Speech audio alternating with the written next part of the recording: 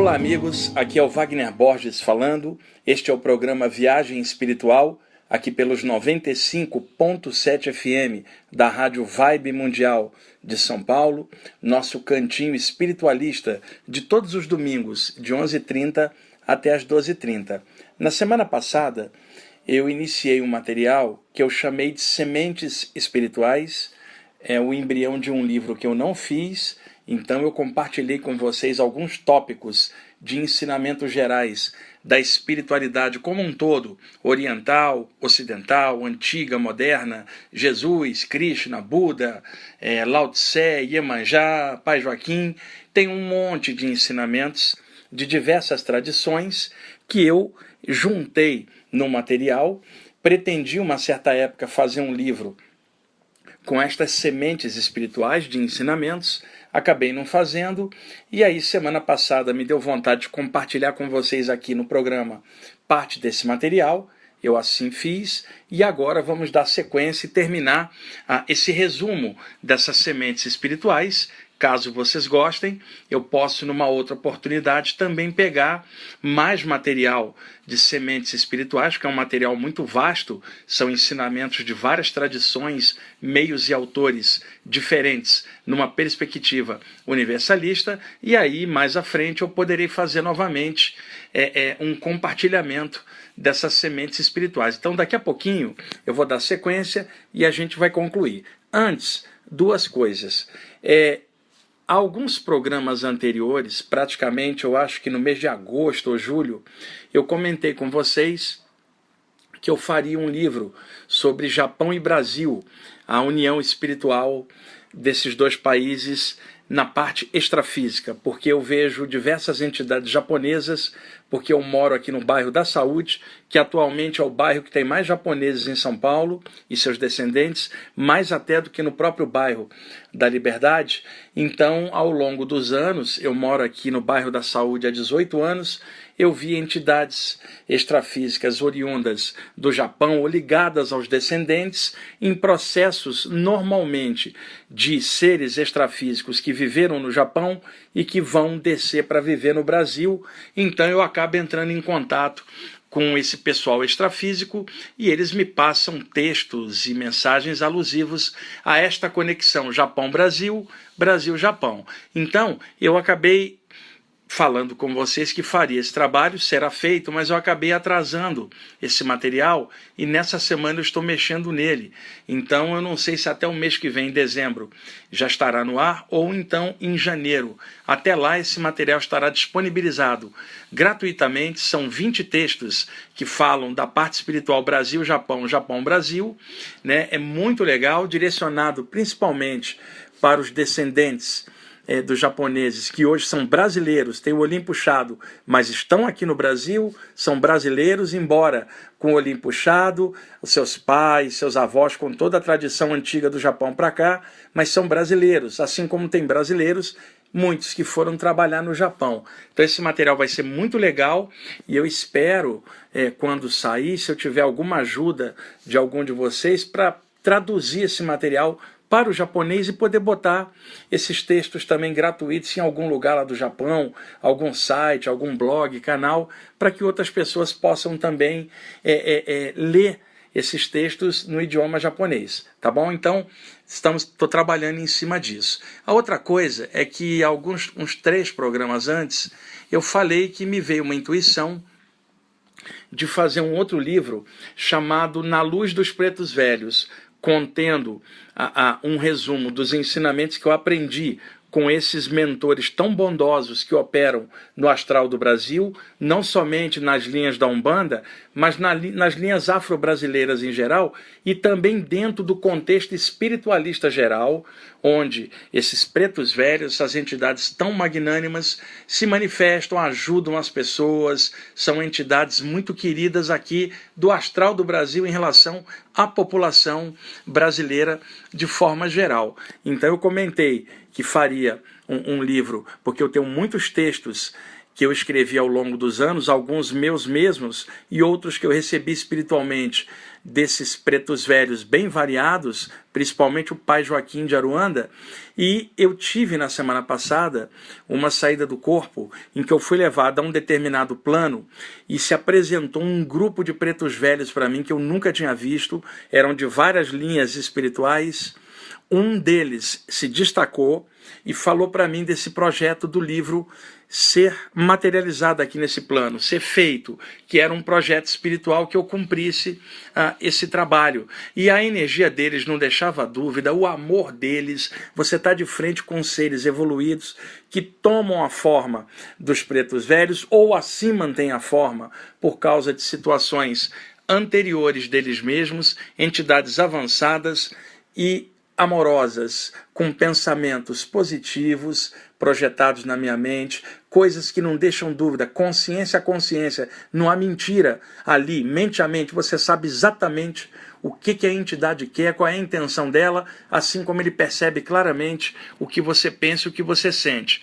E como eu já comentei em programas anteriores, muitas vezes você faz uma pergunta mentalmente e antes que você termine de formular a pergunta, a resposta já está instantaneamente na sua mente. Não há como enganar. Quando entidades extrafísicas densas querem enganar alguém, seja um projetor extrafísico, ou seja um clarividente, ou um médium, ou sensitivo variado, eles, primeira coisa que eles fazem, alteram a plasticidade do corpo espiritual que toma a forma daquilo que a entidade pensa e primeiro tentam enganar na aparência. Porém, apesar de mudar a aparência, não há como mudar a intenção que move aquela consciência. E a energia sempre segue o padrão daquilo que é a intenção da pessoa. O que ela pensa, o que ela sente, o que ela é e o que ela faz. Então alguém pode mudar de aparência, mas não tem como mudar a vibração. Você sente que tem algo errado. Você, dentro do seu coração, você sabe que tem algo errado. E segundo ponto, na hora que as mensagens são passadas, você filtra e vê que aquilo não bate com bom senso, não é positivo para ninguém e você percebe que é uma enganação, uma mistificação. Existe também o lance da mistificação da própria pessoa criando imagens mentais de supostas entidades na frente dela e ela então faz um diálogo transmental criado pela própria mente dela e ela é enganada por si mesma. Então tem que haver bom senso e filtragem em tudo isso. Eu estou falando de uma saída do corpo, estou de frente com aquelas entidades, todas independentes de mim, não são formas mentais, não são criações inconscientes, são entidades independentes, conscientes, comunicando-se ali comigo, claramente com ideias diferentes das minhas, mas dentro de um todo espiritual, de esclarecimento, ali na frente, a energia deles não deixa dúvida, o olhar, o sentimento, as mensagens positivas sempre alertando para o crescimento da consciência e daí por diante. E eu voltei para o corpo muito feliz, porque eu percebi claramente de onde tinha vindo a intuição de fazer o livro. E o livro vai rolar assim que eu acabar esse do Japão. Eu vou fazer esse livro chamado Na Luz dos Pretos Velhos, vai ser disponibilizado gratuitamente também, com todas essas mensagens. E o que acontece? Quando foi essa semana agora, na terça-feira passada, esse preto velho que estava liderando esse grupo, ele se chama Pai Curador. É uma linha de preto velho chamado Pai Curador. Né? Eles trabalham com cura, não relativamente ao corpo, mas cura das emoções, né? Cura dos bloqueios energéticos, num nível psíquico, é muito legal. Eles trabalham curando emoções e trabalhando também o discernimento das pessoas. Ele apareceu para mim e aí mentalmente foi falando comigo e eu anotei tudo que ele falava. Eu recebi a mensagem dele, transcrevi e aí o que eu resolvi fazer? Como foram vocês os primeiros a saber que eu faria esse livro do Pai Joaquim e dos Pretos Velhos, Na Luz dos Pretos Velhos, eu resolvi vocalizar, gravar com a minha voz a mensagem dele e disponibilizarei no final do programa a mensagem para vocês escutarem, que é amorosa demais, emocionante, desciam lágrimas dos meus olhos, emocionado com o amor desse preto velho, o respeito que ele tinha, a humildade dele, os toques espirituais, e aí como vocês foram os primeiros a saber dessas coisas, já que eu falei nisso a programas anteriores, eu estou chancelando para vocês isso com muita alegria alegria, e sempre que eu falo de preto velho, sempre pinta alguém falando assim, isso aí o preto velho é do diabo, sabe aqueles religiosos chatos para danar, fanáticos, que vêm com a história que só Jesus salva, que o preto velho é o diabo. Esses ignorantes, vamos falar bem claro, né? Porque estão de olho na cultura dos outros, e não na própria religião, ou pessoas céticas que não gostam, ou gente mesmo que milita em alguma área espiritual e que tem preconceito contra entidades afro-brasileiras, o que configura racismo espiritual, além da porcaria do racismo, cá embaixo, entre pessoas encarnadas, o racismo com entidades desencarnadas. Eu me lembro que uma vez eu contei aqui no programa coisas do pai Joaquim de Aruanda. Eu vejo ele desde a época que eu morava no Rio de Janeiro. E no Astral do Brasil, principalmente no Rio de Janeiro, eu cresci no Rio de Janeiro, vivi até os 27 anos no Rio de Janeiro, depois me mudei para São Paulo, eu estou aqui já há 31 anos, 32 aqui em São Paulo. E na época do Rio de Janeiro, em diversas saídas do corpo, eu via muitas entidades de Umbanda que trabalhavam nos grupos, nos bairros do Rio de Janeiro, na Baixada Fluminense, onde eu cresci, e eu via índios, caboclos, pretos velhos, ciganas, exus, e como sempre tive a mente aberta, eu sempre tive contatos muito positivos e sempre objetivando que fosse um conteúdo universalista e geral.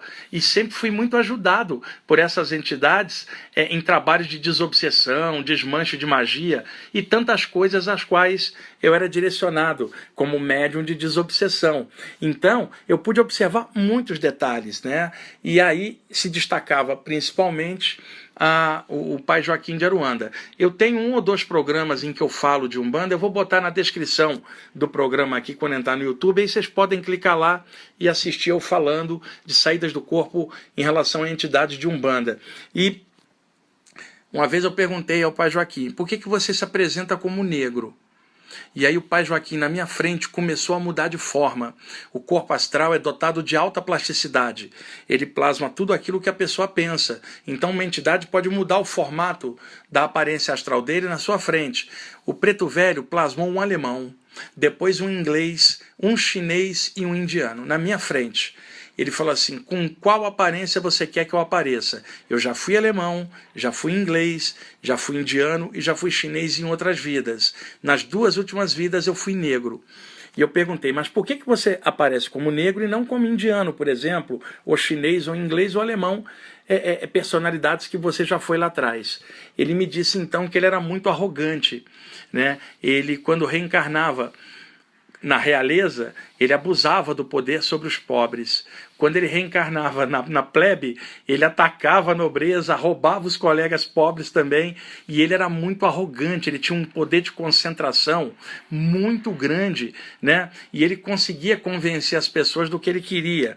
Então ele manipulou muito. Então ele me disse que nas vidas anteriores, ele era muito arrogante. Então foi determinado, isso eu estou contando o que ele falou para mim, por um poder superior, que ele reencarnaria como negro e seria traficado como escravo para o Brasil.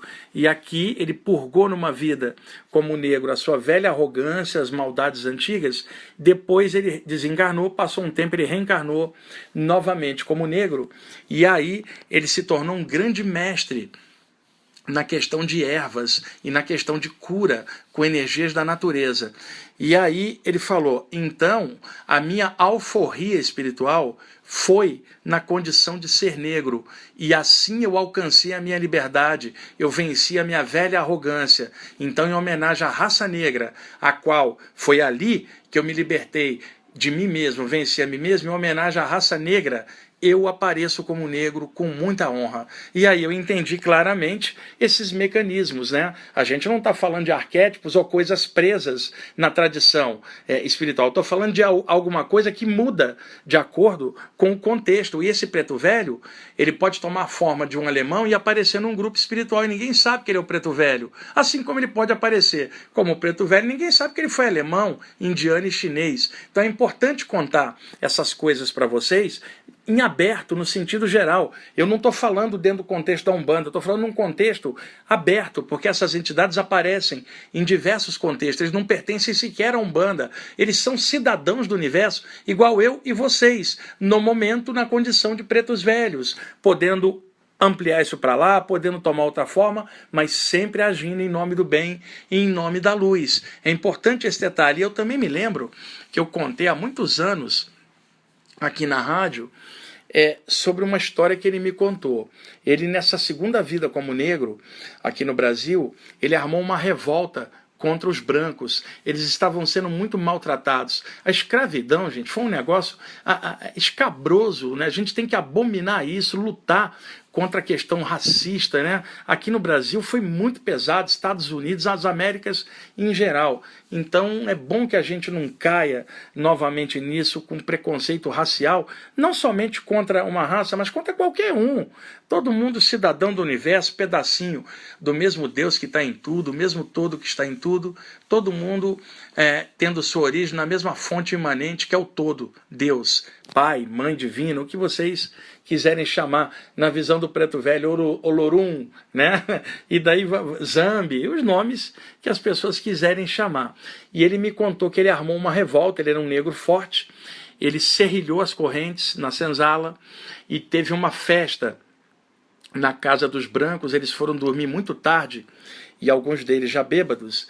Então ele planejou com seus colegas de revolta romper aquelas correntes e, armados de porretes, eles matariam aquela família de brancos que estava os maltratando demais. Ele então ficou acordado, esperando o pessoal da fazenda dormir, os outros escravos dormindo, e ele ficou acordado para perto do amanhecer, quando o pessoal da fazenda tivesse todo mundo dormindo e meio bêbado, ele romper a corrente, soltar todo mundo e ir lá matar o pessoal.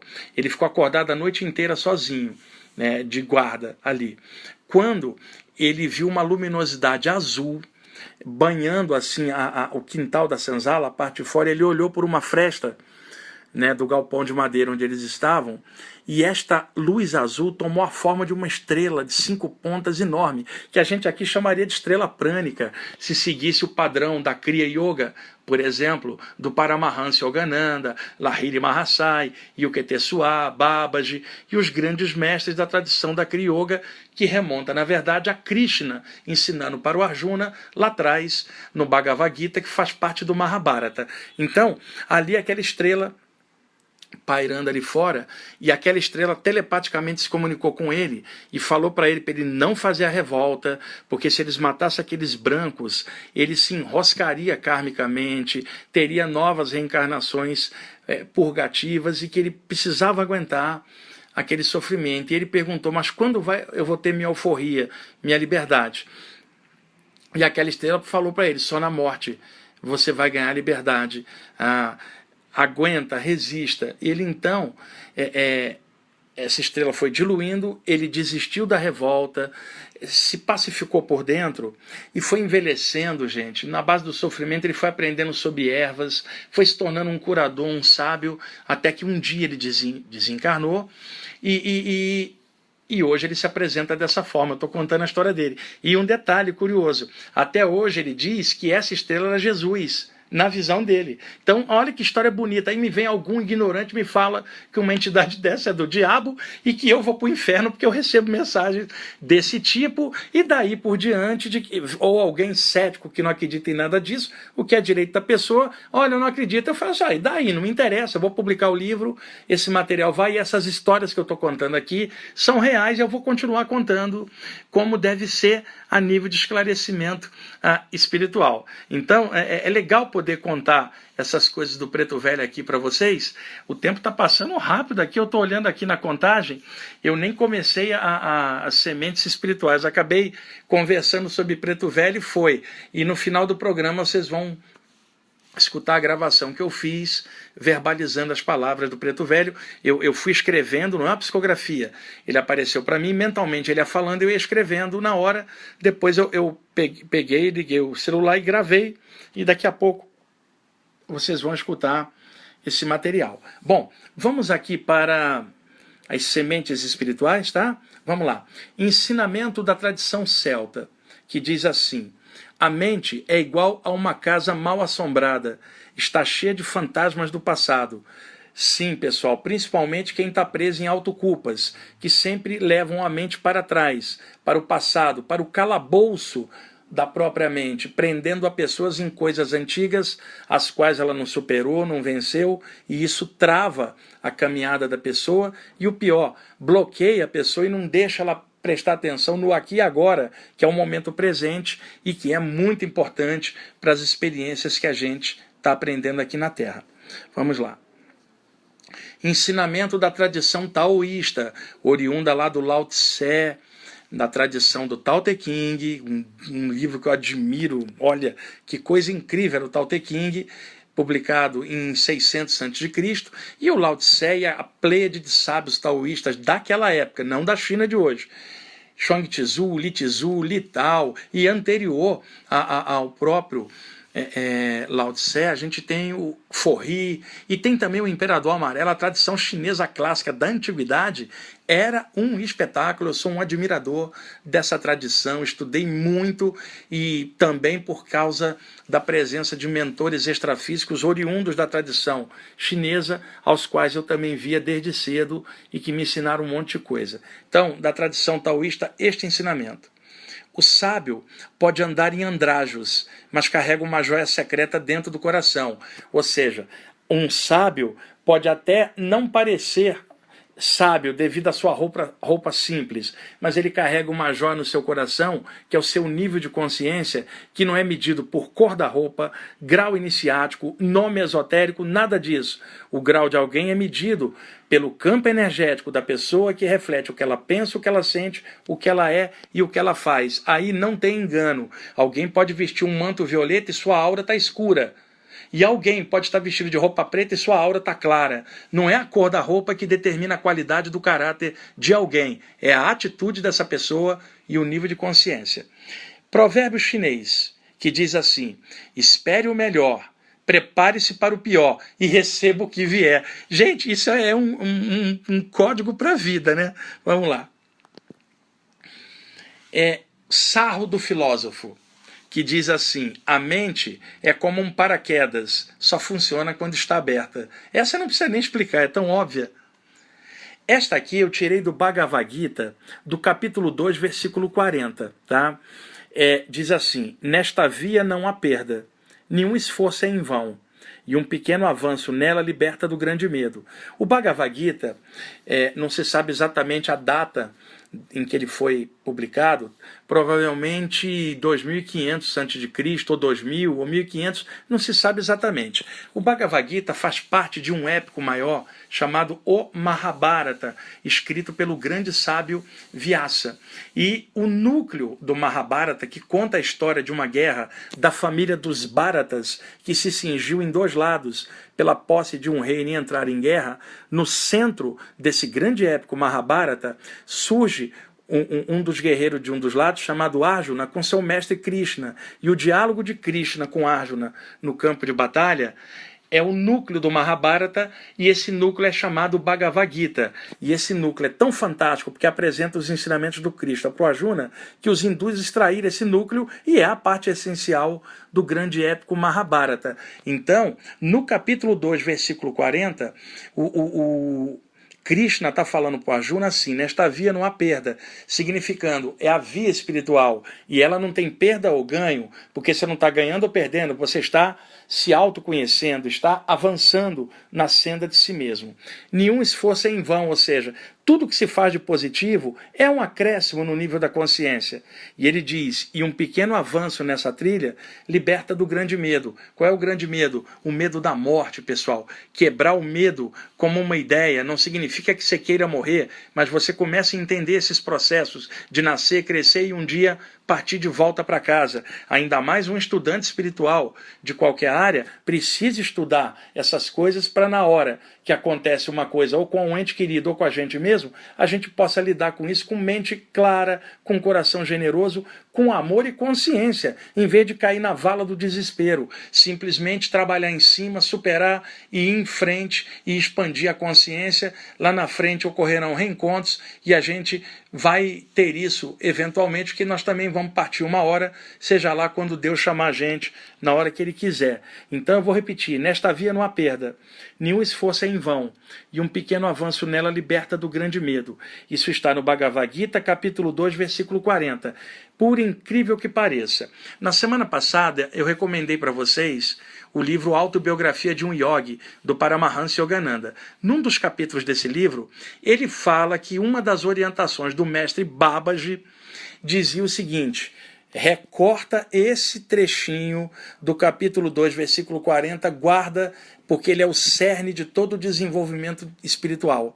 Então ele recomendava esse capítulo 2, versículo 40. Vou repetir: nesta via não há perda, nenhum esforço é em vão, e um pequeno avanço nela liberta do grande medo. A orientação do Babaji, o Yogananda, coloca isso no livro Autobiografia de um Yogi, citando esse capítulo 2, versículo 40, como um toque consciencial do Babaji, que todo estudante espiritual deveria olhar esse capítulo 2, versículo 40. E então estou reproduzindo aqui, seguindo essa orientação também. Já estamos na hora do intervalo, daqui a pouquinho a gente volta, tá, pessoal? Ok, amigos, estamos voltando com a segunda parte do programa Viagem Espiritual, aqui pelos 95.7 FM da Rádio Vibe Mundial de São Paulo. Eu sou Wagner Borges. No primeiro bloco estava falando dos pretos velhos e também das sementes espirituais, e agora nós vamos continuar, e no finalzinho entrará a gravação da mensagem do Pai Curador, que eu quero compartilhar com vocês. Para mim foi um momento muito importante, muito bacana. Chancelou a produção desse livro dos Pretos Velhos, que sairá o ano que vem. E eu tenho um livro chamado Na Luz de Krishna. Vai sair esse Na Luz dos Pretos Velhos. E no projeto para o ano que vem vai sair um sobre Jesus também, Na Luz de Jesus. E posteriormente um Na Luz do Buda. E, se Deus me der saúde e tempo de vida para eu continuar esse trabalho, eu vou publicando esses materiais. Se Deus me ajudar, eu vou fazendo gratuito como uma forma de compartilhamento dessas ideias espirituais, as quais eu me sinto muito feliz de trabalhar com elas, de ir crescendo com elas, sabe? Eu estou muito feliz por essas oportunidades que a espiritualidade maior me dá de fazer esse trabalho, de escrever, de poder estar falando aqui, sabe? Agradecendo também a diretoria da Rádio Mundial, que me dá liberdade de passar os temas espirituais de forma universalista, confia no meu trabalho, sabe? E há 20 anos que a gente está nessa parceria aqui fazendo esse trabalho. Então é muito legal. Veja, gente, que honra eu poder compartilhar com vocês essas sementes espirituais de vários autores, poder falar para vocês que vai sair mais um livro gratuito, sabe? Poder falar de uma série de coisas e assim ir clareando esses estudos espirituais, e o melhor, sem impor nada, sem doutrinar ninguém, compartilhando conhecimento e informação e pedindo a vocês para sempre filtrar as informações com bom senso, jamais aceitando algo que não passe pelo crivo da razão e do bom senso, sempre filtrando tudo, sabe, adaptando do jeito de vocês, cada um de vocês dentro da sua linha, respeitando a linha dos outros, ou não seguindo nenhuma linha se não quiser, mas respeitando quem segue, mas priorizando aquilo que você sabe. A perspectiva universalista não significa que você concorde com tudo, não, mas você respeita tudo, mas você tem sua linha de pensamento e sua forma consciente de lidar com tudo. Não é ficar indo em todo lugar e não ter um centro. Uma pessoa só pode falar de vários temas quando ela está centrada nela mesma e sabe filtrar e adaptar e somar tudo numa coisa só. Porque se a pessoa não tiver essa unidade dentro dela, ela vai ficar igual borboleta, pousando de galho em galho sem se fixar em nada e sem crescer com nada. Então, continua na linha de vocês, mas com a mente igual um paraquedas, bem aberto, senão você cai. A mente tem que estar igual paraquedas, aberto. Mesmo que a pessoa goste de uma área, ela está aberta para tudo que é de positivo de outras áreas, não importando se é oriental ou ocidental, moderno ou antigo, branco ou negro, vermelho ou amarelo, feminino ou masculino, não importa. Importa que tenha bom senso, que aquilo leve a positividade, que leve você a pensar coisas melhores nesse turbilhão de coisas caóticas que é a vida da gente aqui na Terra, né? Por nós mesmos, todos nós estamos nesse bolo, nenhum de nós é anjinho. Às vezes as pessoas falam, esse mundo é ruim.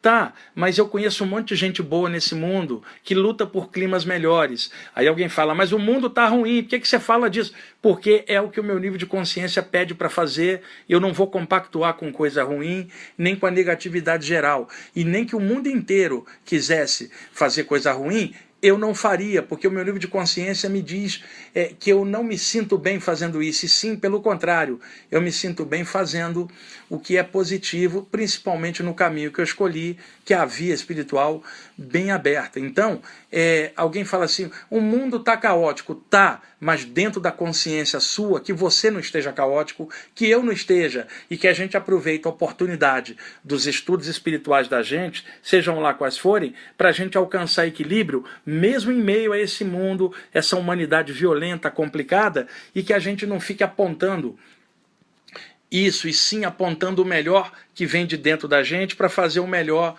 naquilo que a gente veio fazer e aprender na vida. E pode ser até que um de nós seja vítima de alguma coisa ruim, uma violência, uma coisa pesada. Mesmo assim, a gente precisa perseverar, porque isso se chama espiritualidade, é nível de consciência. Não tem nada a ver com a opinião de terceiros, não tem nada a ver com o que os outros estão fazendo. Nós prestamos atenção na realidade, vemos tudo o que está acontecendo, cada um se precavenha, se previna, mas mantém o seu esforço no bem. Mesmo que todo mundo venha contra, as pessoas falem que o mundo está perdido, isso é problema da opinião delas e do que elas estão vendo. Esse planeta tem violência, tem poema, tem música de qualidade se você procurar, tem flores se abrindo, tem pôr de sol, tem momento de aurora, tem pessoas que amam a você. Sabe, eu estou sentado aqui do lado com o Urama, o meu cachorrinho aqui do lado de 11 anos, é amor incondicional. Aí alguém fala assim, esse mundo está perdido. Não está não, eu tenho um parceiro aqui do lado, né, para dizer que tem gente boa nesse planeta. Meu cachorro está aqui do lado. Ele é uma das coisas positivas que eu vejo nesse mundo. Só para ter uma ideia. Então, vamos focar em coisas melhores. Um dia de chuva, o cheirinho da chuva subindo na terra, isso é uma maravilha. Um banho de cachoeira, um banho de mar, ler um poema de alguém como Fernando Pessoa, Kabir, Rumi, Olavo Bilac, caramba, Khalil Gibran, é um monte de coisa interessante que a gente tem que buscar, sabe, escutar uma música da banda que você gosta, curtir aquilo, sabe, observar a arte e procurar ir fazendo o melhor possível. Isso também é espiritualidade. E entenda, se você estiver bem dentro do seu caminho espiritual, dentro do seu caminho de vida, um monte de gente vai ficar incomodada, porque você está bem e vai falar, mas o mundo está ruim. Você fala, eu sei, mas dentro de mim não está ruim, eu estou tentando melhorar e eu procuro fazer o melhor dentro do pequeno pedaço da minha vida que Deus me deu essa chance, eu vou fazer o melhor. E deixa o tempo passar, lá na frente a gente vê quem está certo. Eventualmente todo mundo vai sair do corpo de vez e aí vamos ver o que é real. Então, que ninguém precisa da morte para mostrar a realidade, que o bom senso e a consciência de cada um e sua própria espiritualidade, que não é doutrina, mas é um estado de consciência, diga para você o que é correto e não o entorno ou as pressões de fora,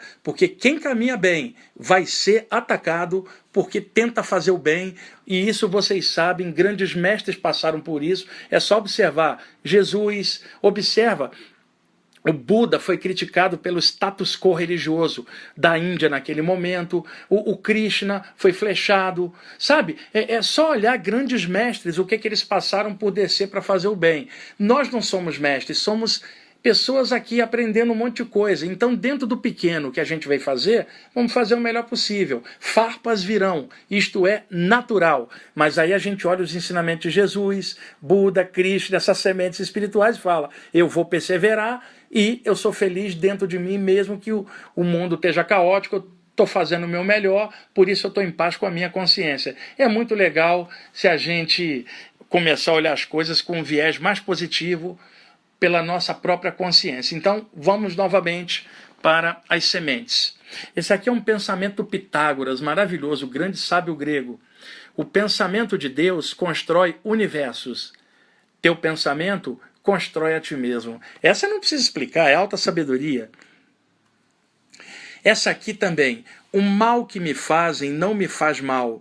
O mal que me faz mal é o mal que eu faço. Esta também não precisa explicar, é óbvia. Cuida-te para que ninguém te odeie com razão. Ou seja, mesmo você sem fazer nada, vai ter gente te odiando. Tá? Então, que o ódio do outro, que você não tenha dado motivo por ter feito algo errado. Que o ódio do outro seja problema do outro, não seu. Cura-se a ferida que uma espada faz. É incurável que faz uma língua. Essa também é óbvia. Jesus chancelaria isso dizendo, não é o que entra pela boca do homem, que faz o mal, mas o que sai da boca do homem. Dobrar os joelhos não é o mesmo que curvar o ego. Vocês sabem disso. Nesse exato momento, pode ter alguém ajoelhado rezando com bomba na cintura. E o outro pode estar ajoelhando rezado com a Bíblia do lado e com um pensamento ruim em relação ao outro de outra religião. E daí por diante. Isso aqui é um sarro do filósofo que diz assim: este nosso planeta é um manicômio do sistema solar. É muito engraçado, né? Vamos lá. Ensinamento do Espírito André Luiz na série Nosso Lar, na área espírita aqui do Brasil, que diz assim: o egoísmo vê concorrentes em todas as criaturas. Não é verdade, pessoal? Nenhum de nós é superior ou inferior a qualquer outro. Embora vivamos no mesmo coletivo, porque o todo está em tudo, cada um de nós tem um universo interior individualizado. Então, a gente não precisa ficar competindo sobre os outros para mostrar que é melhor e também não somos piores. Nenhum ser avançado que eu vi, nas experiências que eu tive ao longo da vida, nenhum deles ostentou qualquer grau de superioridade sobre mim. Pelo contrário, eu me sentia tratado como um amigo, como um irmão querido. E assim também eu estou tentando aprender a fazer assim. Ensinamento da tradição hermética, que diz assim: quando o discípulo está pronto, o mestre aparece. Este ensinamento apareceu no final do século XIX, num livrinho que é um clássico chamado Luz no Caminho. A autora é a Mabel Collins, que era ocultista e teosofista também. Então, como o livro se tornaria um best-seller até hoje, ele é publicado, muita gente pegou isto como mote, como axioma hermético, que diz assim: quando o discípulo está pronto, o mestre aparece. O conceito é ótimo, semelhante atrai semelhante. Porém, muita gente se enganou com isso aqui. Então alguém senta, fica meditando, sem fazer nada de bom para o próximo, e fala assim: eu estou meditando e só esperando o mestre aparecer, supondo que ela está pronta para o mestre aparecer. Mas como é que ela vai estar pronta se ela não faz nada a favor de ninguém? Então, o espírito André Luiz, a partir da década de 1940, do século XX, na série Nosso Lar, pegou o gancho da Mabel Collins e escreveu num dos livros, pelo Chico Xavier, o seguinte: quando o servidor está pronto, o serviço aparece. Porque se você não fizer nada, como que algum mestre vai se interessar em fazer algo com você em relação à melhoria sua e do próximo? E fora aquela pessoa que chega, meu mestre chegou e queimou meus karmas. Karma é ação, ação gera reação. Isso não é uma doutrina espiritual, isso é uma lei da natureza. Causa gera efeito. Então não tem como violar uma lei da natureza. Causa gera efeito. Então chega alguém e fala: meu mestre queimou meu karma. E o que adianta? Você está respirando, pensando, sentindo e agindo, está gerando novos karmas e com a mesma ignorância às vezes anterior. E na verdade não se queima karma. A pessoa é que muda, transmuta tudo pela ação melhor, pela consciência melhor, ela muda, mas é por trabalho. Por isso, eu vou repetir a Mabel Collins: quando o discípulo está pronto, o mestre aparece. E cito o André Luiz na sequência: quando o servidor está pronto, o serviço aparece. E dei uma olhadinha no livro Luz no Caminho, que é um livraço, gente. Um livro pequenininho, mas é uma joia. E a Mabel Collins também tem um livro chamado O Despertar, publicado por volta de 1914, 1915, em que ela narra experiências fora do corpo em templos extrafísicos. Era uma pessoa maravilhosa, a Mabel Collins. Ensinamento de Jesus, que diz assim: muitos são chamados, poucos são os escolhidos. É claramente uma coisa iniciática, onde muitos se submetem às provas e poucos passam, e se iniciam e aprofundam e se realizam naquilo. Outro ensinamento de Jesus que diz assim: na casa do Pai Celestial há muitas moradas. Temos duas interpretações aqui. Muitos orbes, muitos planetas espalhados pela imensidão, nem vou falar do universo, vou falar da física, espalhados pela imensidão do multiverso, podemos dizer assim. E também há outra opção: na casa do Pai Celestial há muitas moradas, podendo ser os diversos níveis extrafísicos, comunidades e subplanos do astral, do mental e daí por diante, né? Vamos lá. Outro ensinamento de Jesus: de que vale a um homem conquistar o mundo inteiro se ele perder a própria alma? Essa não precisa explicar, gente. Essa é óbvia, a sabedoria de Jesus, incrível, né? Bom, um ensinamento do Buda, que diz assim: muito acima do perfume do sândalo, do incenso, do lótus e do jasmim, está o perfume da sabedoria. Nem precisa explicar, essa é tão óbvia, né? A sabedoria do Buda, que era um arraso também. Outro ensinamento do Buda: O tolo que sabe que é tolo, nisso, pelo menos, é sábio. Mas o tolo que pensa que é sábio, este é um rematado tolo. Não precisa explicar, tão óbvio, né, pessoal? Mais um ensinamento do Buda. Ninguém é sábio só porque vive em silêncio. Que a pessoa pode estar em silêncio e a mente dela está um turbilhão de coisa negativa. Outro ensinamento de Jesus. Esse aqui extraído daquele evangelho apócrifo de Tomé, que diz assim: a língua, um fogo tão pequeno que incendeia bosques tão grandes. Mais um ensinamento de Jesus: deixe que os mortos sepultem os seus mortos. Essa aqui a gente passou semana passada, o dia de finados, essa aí é bem direta. Outro ensinamento de Jesus: onde estiver seu tesouro, ali também estará o seu coração. É o seguinte, gente, onde tiver aquilo que é o valor para você, o seu tesouro, ali vai estar toda a sua atenção. Imagine uma empresária que lidera um departamento de uma empresa. Ela saiu da licença maternidade e deixou sua criança pequena aos cuidados de um familiar, ou de uma cuidadora, ou numa creche. E ela vai trabalhar.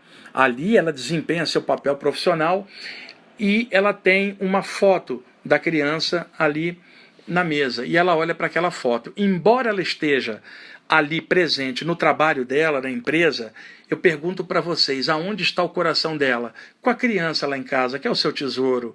A mesma coisa eu posso dizer de alguém que está viajando, que você ama muito. Você está aqui no Brasil, a pessoa está em outro país, mas onde está seu coração? Lá onde a pessoa está, é o seu tesouro, é a pessoa que você ama. Então, o ensinamento de Jesus é perfeito aqui. Onde estiver seu tesouro, ali também estará o seu coração. Tomara que o tesouro de vocês seja a sua própria consciência enriquecida de coisas boas, para que o seu tesouro guie você, para que você mesmo seja esse tesouro na sua atitude, em seu coração o bem, a luz, e que você leve isso por onde você for, com quem você for, em qualquer tempo. Aqui tem uma parte extraída do Evangelho de Tomé apócrifo também, que eu gosto muito, que diz assim: um dia passavam Jesus e seus discípulos por um homem que lhes proferiu injúrias em altas vozes, mas Jesus lhe retrucou só com amabilidades. Então seus discípulos lhe perguntaram por que respondia com boas palavras a quem lhe proferia más palavras.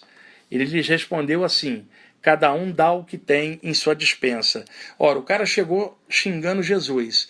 Para cada xingamento, Jesus devolvia com uma palavra gentil. O cara foi embora. Aí os discípulos perguntaram: mestre, ele só atacou e o senhor só devolveu gentileza. Por que o senhor não devolveu também os ataques? E aí Jesus falou: cada um dá o que tem na sua despensa. Jesus não tinha violência para devolver, não tinha maldade, não tinha má intenção. Ele não tinha como devolver na mesma moeda. O nível de consciência dele era outro. Ensinamento do Buda: abaixo da iluminação só há dor. Esse ensinamento é clássico. A palavra Buda vem de Budi, do sânscrito, que significa iluminação. Quem alcança o estado de Budi, que é a iluminação, torna-se um iluminado, aquele que despertou, ou seja, o Buda. Então Buda é o título que foi dado ao Siddhartha Gautama, que era o príncipe que alcançou o estado de Budi, esse estado de iluminação, a consciência búdica, falando num contexto budista. E aí ele fala: abaixo da iluminação só há dor. Ou seja, abaixo daquela condição elevada que ele alcançou, ele só vê sofrimento. E onde acaba o sofrimento? Na luz, na expansão da consciência, na iluminação.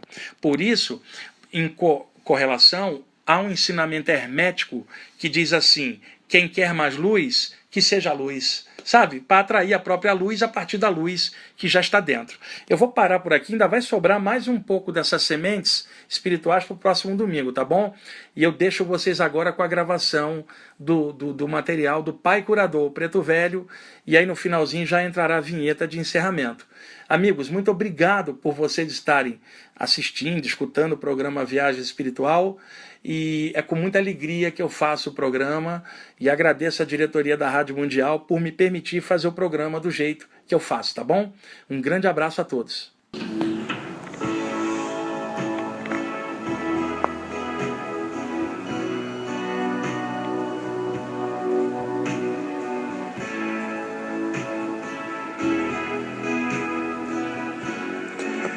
Aí vai a mensagem espiritual do Preto Velho, o Pai Curador, o pequeno. a qual eu tive a honra de receber os seus apontamentos, tive a alegria de sentir a sua energia, me senti interpenetrado por um amor maior, que não deixa dúvidas de nada.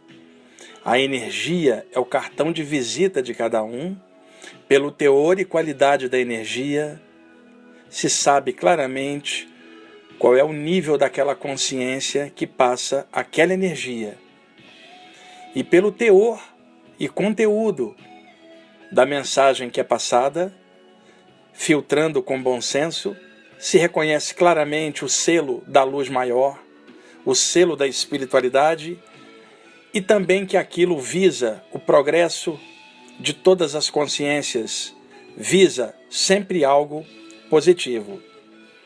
Vamos então para a mensagem do Pai Curador, o pequeno.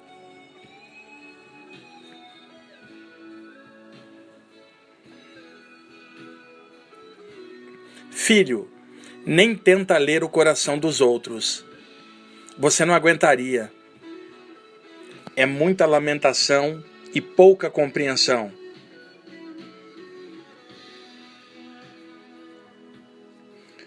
A maioria das pessoas quer soluções rápidas, mesmo sabendo que crescer leva tempo.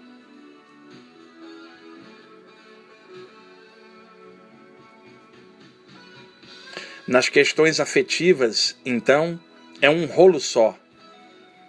Amor mesmo passa batido. O que há mesmo são carradas de emoções distorcidas.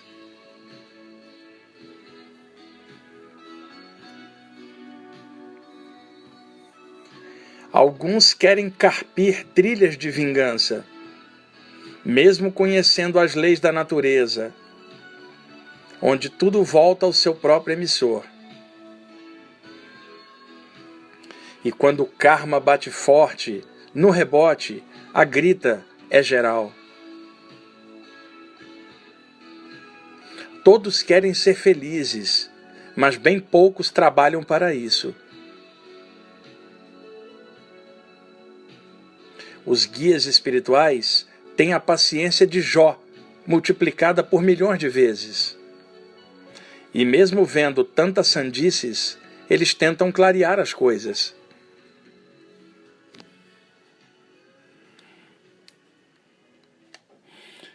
Fazem isso por pura bondade, sem julgar nada dos outros. Mas eles sempre alertam sobre os limites éticos e a responsabilidade.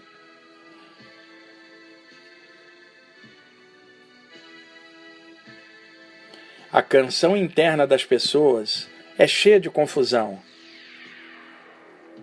Por isto, nem elas mesmas gostam de escutar tal música distorcida. E depois querem que os guias as escutem e lhes digam o que fazer. Filho, se você puder, escreva estas coisas que eu estou lhe dizendo. Só Nosso Senhor Oxalá sabe tudo.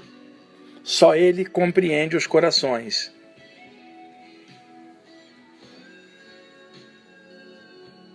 A falange dos pretos velhos levanta o astral da cura das emoções, sempre falando a verdade e alertando os filhos de fé.